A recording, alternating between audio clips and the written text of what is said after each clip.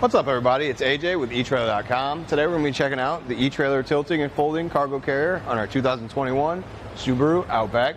It's going to be a great option to load up your gear here on the backside. Even if you have a rooftop cargo carrier, you can't put the heavier stuff up there, or it's just kind of cumbersome to get it up there. You can put it down here, much easier. It's going to hold 500 pounds, so keep that in mind when you're loading up your gear. The other good thing is if you have sweaty, smelly gear, or muddy gear, or sandy gear, you can throw it back here. It won't get inside your vehicle, and you won't have to clean the interior. You just do it all here, take it out, and then hose this off, and it's all good. Let it dry. You don't have to do any vacuuming, so I always like that option. Plus, it just gives more legroom on the inside on your adventures, which makes everybody happier. Just taking a look, we got a cooler, your standard cooler here, and a cargo container, plastic one, just to kind of give you an idea of what can fit in there. Maybe it helps you visualize what you got at home and what you want to put in the carrier. But that's just to give you that idea. Right away, I want to say it's made out of black powder coated steel, so it's going to hold up just fine. You can hear how durable it is. You can see, these are empty, so they're not super heavy or weighing down on there, but it's going to be able to hold that 500 pounds just fine. Now, something right away is you can tilt it when it's fully loaded. So let's say you got your gear on here, you got to get to the back, and you just want to tilt this out of the way. It looks like it might not even be an issue on your Outback, but just giving you that example, if you wanted to tilt away for whatever reason, you could. You're just going to pull these pins out right there. There's one. I'm going to set this on the ground, go back around front. I'll move one of the containers so I can reach this a little easier. Pull that pin and clip.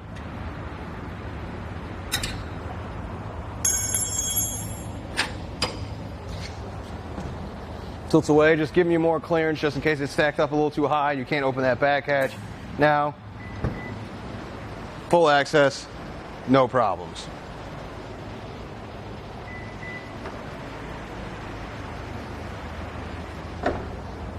Let's lift it back up.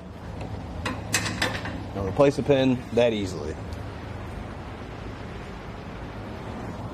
I'm going to put both of them in there, but I'm not going to put the clips on the other side because we're going to get back to showing you the folding feature here in a little bit, but I'm just going to put them in their place for right now, just to hold them there. I'm going to go ahead and remove the cooler and container for now.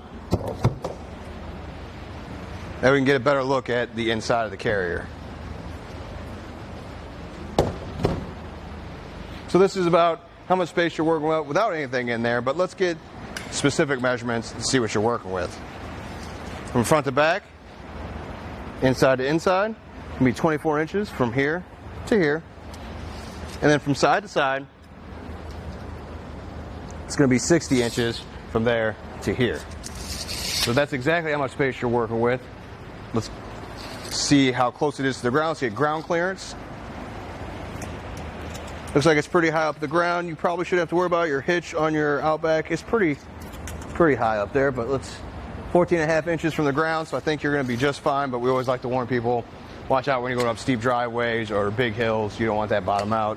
Again, it's not going to be a problem for you. Something else to take a look at is the outside rails. I kind of mentioned it earlier, but it's good for running your straps to tie down your cargo, just to keep everything down and nice and tight. Also, let's see, the only thing is, let's see how much it's going to add to the back of your Outback.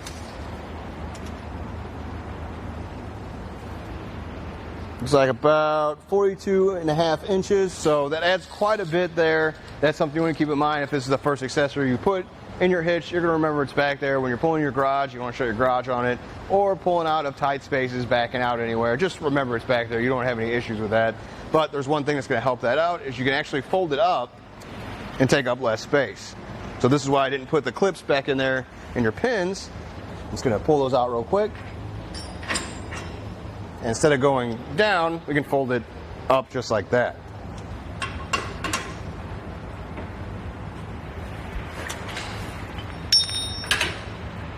Place that pin.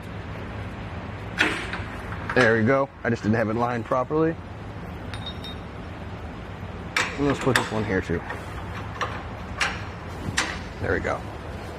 And again, you put the clips on the other side, but I'm not going to do that for right now. Now let's get a measurement and see how much space we saved. From the bumper out, right about there, it's going to be 18 inches. So it's quite a bit less, but again, same thing as before. Remember, it's back here, it's added space. You'll probably see it in your backup camera, but just try to remember it's back there. You don't have any issues with that. Now, if you want to go down and see how it's attached to our hitch, you can see we got an anti-rattle bolt right here. It's going to take a lot of that shake and play out. I can shake the whole Outback back and forth. There's no rattling or movement here at the shank. Now, I would suggest you could get an eTrailer locking anti-rattle hitch pin. That way you can lock it up on this side. That way nobody can mess with it when you're not around. Another thing that it comes with that I really like, I usually recommend this on other carriers, but it comes with this one, is the eTrailer the eTrailer hitch alignment tool. It's going to go around the collar right here and sit. You tighten it down, so when you lift this up and slide into place, the collar is going to hit the hitch and line up that hitch pin hole every time on the first try. Just going to save you some time because it's not the lightest cargo carrier. It's not super heavy or anything, but when you lift it up and put it in there, you want to make sure you line up that hole. You don't have to keep going back and forth and missing it. It can be a little bit aggravating. That takes all that out of that. That about does it. Thanks for hanging out and hope this helped. Here on our test course, we'll start by going through the slalom. This is going to show us the side-to-side action. This simulates turning corners or evasively maneuvering.